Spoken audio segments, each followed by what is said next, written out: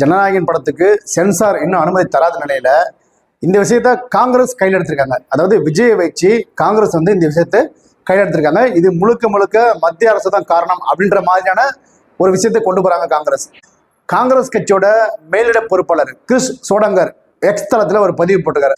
அதுல அவர் என்ன சொல்லிருக்காருன்னா, அரசியல்வாதி விஜய பிரதமர் எதிர்கொள்ள வேண்டும், நடிகர் விஜய் அல்ல.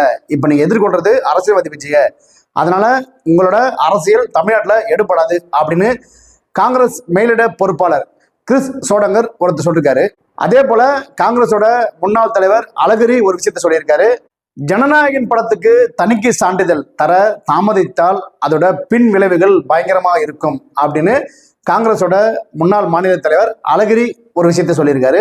அதே போல அந்த கட்சியோட எம்பியா இருக்கிற மாணிக்கம் தாக்கூர் அவர் என்ன சொல்லியிருக்காருன்னா, திரைப்படத்துறையே இப்ப கேள்விக்குறியா இருக்கு, சினிமாவுக்கு அரசியலோட அனுமதி தேவையில்லை, அரசமைப்போட பாதுகாப்பு தான் தேவை அப்படின்னு மாணிக்கம் தாக்கூர் எம்பி சொல்லிருக்காரு. அதே போல கரூர் எம்பி ஜோதிமணி என்ன சொல்லியிருக்காங்கன்னா, தணிக்கை வாரியம் சான்றிதழ் தர மறுப்பது கடுமையான கண்டனத்துக்குரியது, இது தமிழ் திரையுலகின் மீது நடத்தப்பட்ட தாக்குதல், கருத்து சுதந்திரத்தின் மீது நம்பிக்கை உள்ள அனைவரும் இதுக்காக குரல் கொடுக்க வேண்டும் அப்படின்னு காங்கிரஸோட எம்பி ஜோதிமணி சொல்லியிருக்காங்க.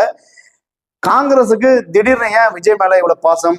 காங்கிரஸ் ஒரு பக்கம் திமுக கூட்டணியில இருந்து விலகி விஜய் கூட சேரும் அப்படின்னு ஒரு கருத்து பரவலா பேசப்படுவது. ஏன்னா காங்கிரஸ் திமுக கிட்ட அதிக எண்ணிக்கையிலான எம்எல்ஏ சீட்டு கேட்கறதா இந்த தேர்தலில் ஒரு பக்கம் பேச்சு அடிபடுது. அதே சமயம் அவங்க ஆட்சியிலையும் பங்கு வேணும், அதிகாரத்திலையும் பங்கு வேணும் அப்படின்னு ஒரு கோரிக்கையை வச்சிருக்காங்க. இப்ப சமீப காலமா குறிப்பிட்ட ஒரு 2-3 நாட்களா மாணிக்கம் தாக்கூர் எம்பி இது தொடர்ந்து பேசிட்டே வர்றாரு. இந்த நிலையில தான் ஜனநாயகன் படத்துக்கான தணிக்கை சான்றிதழ் தர தாமதமாவதை காங்கிரஸ் கையில் எடுத்திருக்காங்க. இந்த விஷயத்த காங்கிரஸ் விஜய்க்கு ஆதரவா பல பேர் கருத்துல பேசுறாங்க. காங்கிரஸ் மட்டும் தான் பேசியிருக்காங்க, தமிழ்நாட்டில் வேற எந்த கட்சியும் விஜய்க்கு ஆதரவா பேசல. காங்கிரஸ் இந்த விஷயத்தை கையில் எடுத்திருக்காங்க.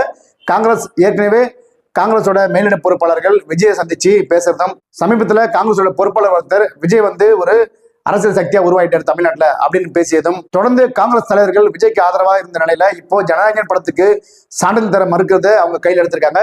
இந்த விஷயத்தை பொறுத்து காங்கிரஸ் விஜய் கூட்டணி உருவாகுமா என்பதை பொறுத்திருந்து பார்க்க வேண்டும்.